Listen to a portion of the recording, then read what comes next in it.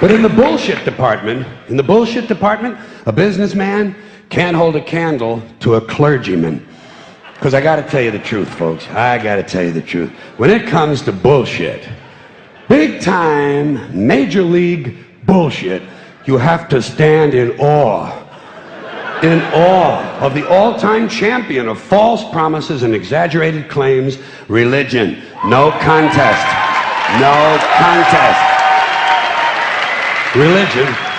Religion easily has the greatest bullshit story ever told.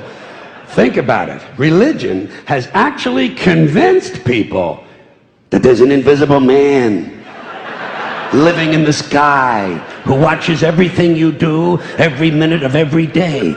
And the invisible man has a special list of 10 things he does not want you to do. And if you do any of these 10 things, he has a special place full of fire and smoke and burning and torture and anguish where he will send you to live and suffer and burn and choke and scream and cry forever and ever till the end of time.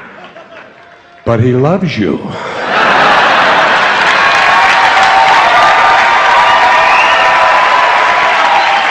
He loves you. He loves you and he needs money. He always needs money. He's all powerful, all perfect, all knowing, and all wise. Somehow, just can't handle money. Religion takes in billions of dollars. They pay no taxes, and they always need a little more. Now, you talk about a good bullshit story. Holy shit.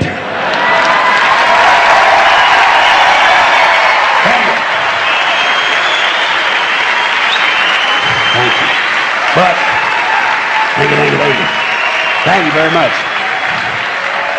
But I want you to know something. This is sincere. I want you to know, when it comes to believing in God, I really tried. I really tried. I tried to believe that there is a God who created each of us in his own image and likeness, loves us very much, and keeps a close eye on things. I really tried to believe that, but I gotta tell you, the longer you live, the more you look around, the more you realize something is fucked up. Something is wrong here. War, disease, death, destruction, hunger, filth, poverty, torture, crime, corruption, and the ice-capades. Something is definitely wrong. This is not good work. If this is the best God can do, I am not impressed.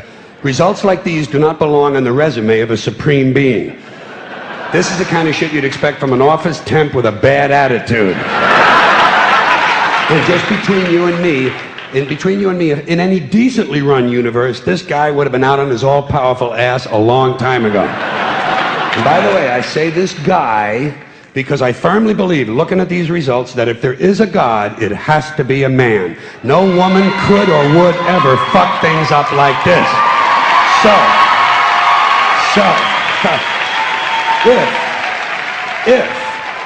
If there is a God, I think most reasonable people might agree that he's at least incompetent and maybe, just maybe, doesn't give a shit.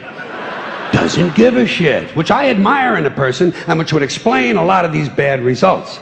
So rather than be just another mindless religious robot, mindlessly and aimlessly and blindly believing that all of this is in the hands of some spooky, incompetent father figure who doesn't give a shit, I decided to look around for something else to worship, something I could really count on. And immediately, I thought of the sun. Happened like that.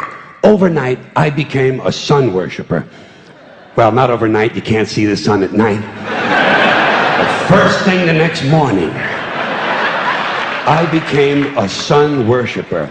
Several reasons. First of all, I can see the sun, okay? Yeah. Unlike some other gods I could mention, I can actually see the sun. I'm big on that. If I can see something, I don't know, kind of helps the credibility along, you know? So every day I can see the sun as it gives me everything I need: heat, light, food, flowers in the park, reflections on the lake, an occasional skin cancer, but hey, at least there are no crucifixions, and we're not setting people on fire simply because they don't agree with us. Sun worship is fairly simple. There's no mystery, no miracles, no pageantry, no one asks for money, there are no songs to learn, and we don't have a special building where we all gather once a week to compare clothing. And the best thing about the sun, it never tells me I'm unworthy.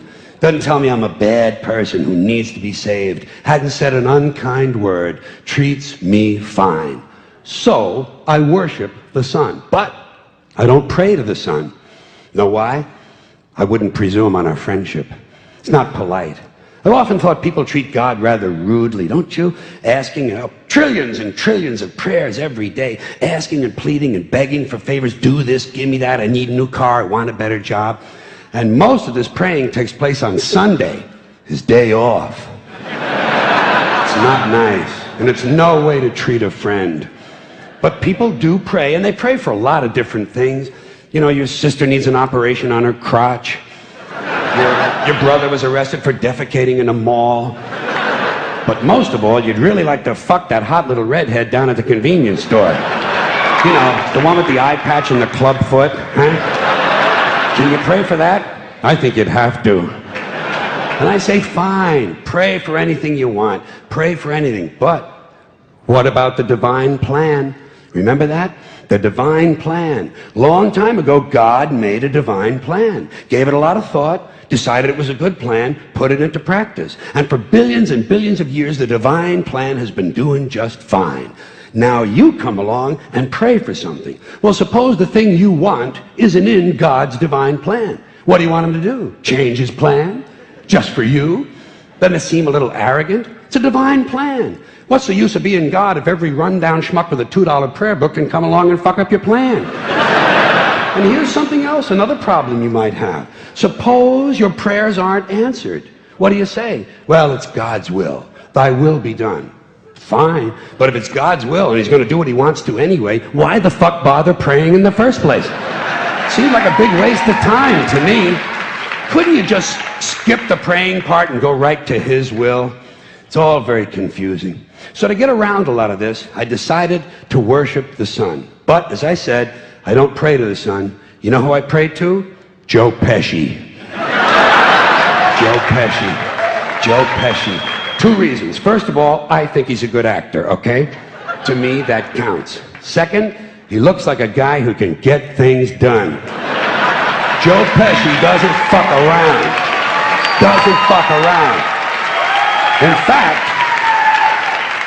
In fact, Joe Pesci came through on a couple of things that God was having trouble with. For years, I asked God to do something about my noisy neighbor with the barking dog. Joe Pesci straightened that cocksucker out with one visit. It's amazing what you can accomplish with a simple baseball bat. So I've been praying to Joe for about a year now, and I noticed something. I noticed that all the prayers I used to offer to God and all the prayers I now offer to Joe Pesci are being answered at about the same 50% rate. Half the time I get what I want, half the time I don't. Same as God, 50-50. Same as the four-leaf clover and the horseshoe, the wishing well and the rabbit's foot. Same as the mojo man. Same as the voodoo lady who tells you your fortune by squeezing the goat's testicles. It's all the same, 50-50. So just pick your superstition, sit back, make a wish, and enjoy yourself. And for those of you who look to the Bible for moral lessons and literary qualities, I might suggest a couple of other stories for you. You might want to look at The Three Little Pigs. That's a good one. Has a nice, happy ending. I'm sure you'll like that. Then there's Little Red Riding Hood, although it does have that X-rated part where the big bad wolf actually eats the grandmother, which I didn't care for, by the way. And finally, I've often always drawn a great deal of moral comfort from Humpty Dumpty. The part I like the best, all the king's horses and all the king's men couldn't put Humpty Dumpty back together again. That's because there is no Humpty Dumpty and there is no God. None, not one, no God, never was. In fact, I'm gonna put it this way. If there is a God, may he strike this audience dead. See, nothing happened. Nothing happened. Everybody's okay. All right? Tell you what. I'll raise the stakes. I'll raise the stakes a little bit. If there is a God, may he strike me dead. See, nothing happened. Oh, wait, got a little cramp in my leg. And my balls hurt. Plus, I'm blind. I'm blind. Oh, now I'm okay again. Must have been Joe Pesci, huh?